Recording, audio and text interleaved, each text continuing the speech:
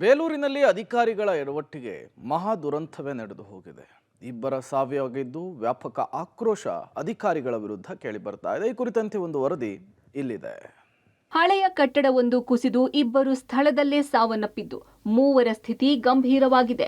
ಹಾಸನ ಜಿಲ್ಲೆ ಬೇಲೂರು ಪಟ್ಟಣದ ಸಾರಿಗೆ ಬಸ್ ನಿಲ್ದಾಣದ ಎದುರು ಈ ಅವಘಡ ಸಂಭವಿಸಿದೆ.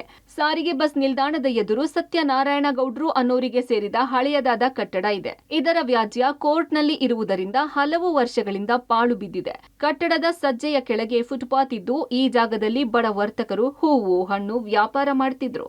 ಇದರಿಂದಾಗಿ ಸಾರ್ವಜನಿಕರು ಓಡಾಡೋಕೆ ತೊಂದರೆಯಾಗ್ತಾ ಇತ್ತು. ಅಲ್ಲದೆ ಕಟ್ಟಡ ಹಳೆಯದಾದ ಪರಿಣಾಮ ಪುರಸಭೆಯಿಂದ ಸ್ಥಳ ಪರಿಶೀಲನೆ ನಡೆಸಿ ಪುರಸಭೆಯಿಂದಲೇ ನಿರ್ಮಿಸಿರುವ ಕಟ್ಟಡದಲ್ಲಿ ವ್ಯಾಪಾರ ಮಾಡುವಂತೆ ಸೂಚನೆ ನೀಡಲಾಗಿತ್ತು. ಆದರೂ ಇದೇ ಸ್ಥಳದಲ್ಲಿ ವ್ಯಾಪಾರ ಮುಂದುವರೆಸಿದ್ದರು.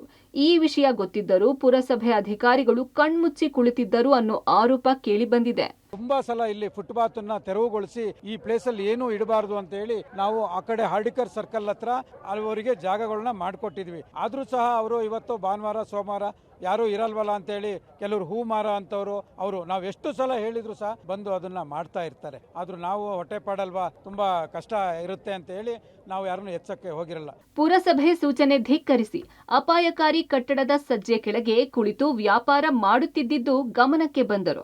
ಪುರಸಭೆ ಅಧಿಕಾರಿಗಳು ಯಾವುದೇ ಕ್ರಮ ಕೈಗೊಳ್ಳದಿರುವುದು ಹಲವು ಅನುಮಾನಗಳಿಗೆ ಎಡೆ ಮಾಡಿಕೊಟ್ಟಿದೆ. ಇದರ ಜೊತೆಗೆ ಕಟ್ಟಡ ಹಳೆಯದಾಗಿದೆ ಎಂಬ ಮಾಹಿತಿ ಪುರಸಭೆ ಅಧಿಕಾರಿಗಳಿಗೆ ಇದೆ. ಇದಲ್ಲದೆ ಫುಟ್ಪಾತ್ ಮೇಲೆ ವ್ಯಾಪಾರ ಮಾಡಬಾರದು ಎಂದು ಪುರಸಭೆಯಲ್ಲಿ ತೀರ್ಮಾನ ಆಗಿದೆ. ಹಳೆಯದಾದ ಕಟ್ಟಡ ಪುರಸಭೆ ವ್ಯಾಪ್ತಿಗೆ ಸೇರಿದ್ದರೂ ತೆರವು ಮಾಡಲು ಹಿಂದೇಟು ಹಾಕಿದ್ದಾರೆ. ಈ ಘಟನೆಗೆ ಪುರಸಭೆ ಅಧಿಕಾರಿಗಳೇ ನೇರ ಕಾರಣ ಎಂದು ಜನಪ್ರತಿನಿಧಿಗಳು ಪುರಸಭೆ ಅಧಿಕಾರಿಗಳ ವಿರುದ್ಧ ಕಿಡಿಕಾರಿದ್ದು, ಈ ಘಟನೆ ಬಗ್ಗೆ ಸೂಕ್ತ ತನಿಖೆ ನಡೆಸಿ ತಪ್ಪಿತಸ್ಥರ ವಿರುದ್ಧ ಕ್ರಮ ಕೈಗೊಳ್ಳಬೇಕೆಂದು ಶಾಸಕ ಎಚ್.ಕೆ. ಸುರೇಶ್ ಒತ್ತಾಯಿಸಿದ್ದಾರೆ.